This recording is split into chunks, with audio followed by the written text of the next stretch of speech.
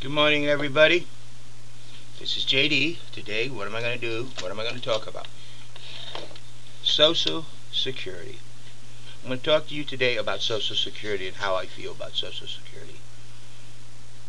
Okay, first thing, understand, Social Security is not an entitlement program. At least never was meant to be. If Social Security is applied exactly as it is meant to be, everybody who works puts into Social Security. When you reach the age of retirement, it would become a supplement to your income. This is called taking care of your own, not a socialized program. This is not a welfare program. It's not a deadbeat program. It is an insurance program that our federal government enters with each and every citizen that works within this nation. You know it's an insurance program because everybody don't get the same exact amount of money. Depending on how long and how much you put into the Social Security program depends on whether you get the minimum or you get the maximum. Okay, now that we're through with calling it an entitlement program, which it is not, though there are things the federal government has added to the Social Security program that never meant to be and never was supposed to be. Those are entitlements. The actual Social Security is not. And as people age and start to draw their Social Security, understand with me it will be sound. I will not allow Social Security to become the final victim of the Vietnam War. A war that the people in this country, though we all disagreed with, many Americans went to and a lot died. A war that is an example of what treaties can do to a nation, because we didn't enter on the South Side because we wanted to and we were going to free a world. We were literally blackmailed by France. And then once we got in, we were too stupid to say, hey, this is not us. And we stayed until the government finally realized that the American people did not want that war. But in the process of paying that war, Johnson did something very, very detrimental to each and every American citizen. He opened up the lockbox of Social Security to pay for the war. When Congress did that, they initially said, well, we'll put all the money back. The only problem is after the Vietnam War, they found that that little treasury box that they're not supposed to touch had a lot of money in it, and it was easy to use. And taking more money out and taking more money out until, lo and behold, they were wiping it out. So me, as president, I'm sorry. I'm not going to let Congress get away with killing the final victim of this Vietnam War, our Social Security program, which should have been and would have been sound, which would have been there for each and every American who reaches the age of retirement. It will not go away. Congress, look at it this way. When I become president, you're stuck with another 8 years. And if Deidre does as well as I think my vice president will do, she will become president behind me. So that's 16 more years of sound Social Security. We are going to fix our Social Security program, but it's going to run as it was initially set up for and set out to be. And each American that participates into our Social Security program will not say, I don't know why I'm putting it in, it's not going to be around when I get that. It's going to be around. The nation had made an agreement with its citizens, and that agreement will be kept no matter what. Understand this, people. A word given is a word kept. Our Social Security program will exist as it was originally intended and will maintain that way. Now, sure, we might have to look at it and see if they're misusing the Social Security program for people who don't contribute and get all this money because they're classified as disabled because they have disabilities like dyslexia? Don't you ever come to me and say dyslexia is a disability. I have one of the worst cases of dyslexia there is. Almost every sentence I read, I first read it backwards, then I read it forward.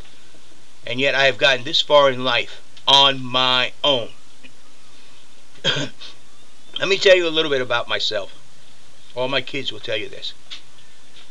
I'm a man who believes that when a man, and now a woman, reaches the age of 18, I'm not going to throw him out, but that dinner plate leaves the table. Don't expect to find yourself a place at the dinner table unless you're out there doing something to enhance your life. If you got a job but yet you can't pay for everything, that dinner table will stay there. If you're in school trying to further your education, that dinner table plate stays there. But if you sit at home watching TV, playing video games, and on a computer all day, come dinner time, don't look for that dinner plate because it's not going to be there. And that's the same thing with our Social Security. Our Social Security is designed and set up for the men and women who work hard all through their life so that then when they reach the age of retirement, we realize that there's a lot of companies that won't hire you because they don't see there's a future in it. And a lot of companies do cause quote-unquote forced retirements. So your income goes down. And Social Security program is there to add to a retirement program you may have been working for. It's a supplement to your retirement program. And it will be there. And remember the way I am about that 18-year-old in the home. It's there for those who work for it and struggle through life to get it. If you want to sit at home, play computer games, watch TV, you have that option. But like I said, don't expect to sit down at the dinner table and have something to eat. But if you're out there working and struggling, it's there to help you so that you may succeed. The one purpose of the government is to help its citizens to succeed in life, to promote and improve their livelihood, everything about them, not to make sediment rocks that sit at home, collect money, and do nothing but sit at that dinner table, then go back to the TV or the computer. No, our government will not promote a society of what I call deadbeats. So no people and no government. Social Security will be there for you. You worked your life for it. It was an agreement the government made, and through the rewards of your hard labor, Social Security will not become the final victim of the Vietnam War. It will be there for you. As long as I'm president, and then afterwards, as long as I'm alive, and my following vice president, you make her president, your Social Security programs will be there for you. It's an insurance program our government had set up and made available to the citizens that have been paying into it, and the Vietnam War is not going to kill its final victim.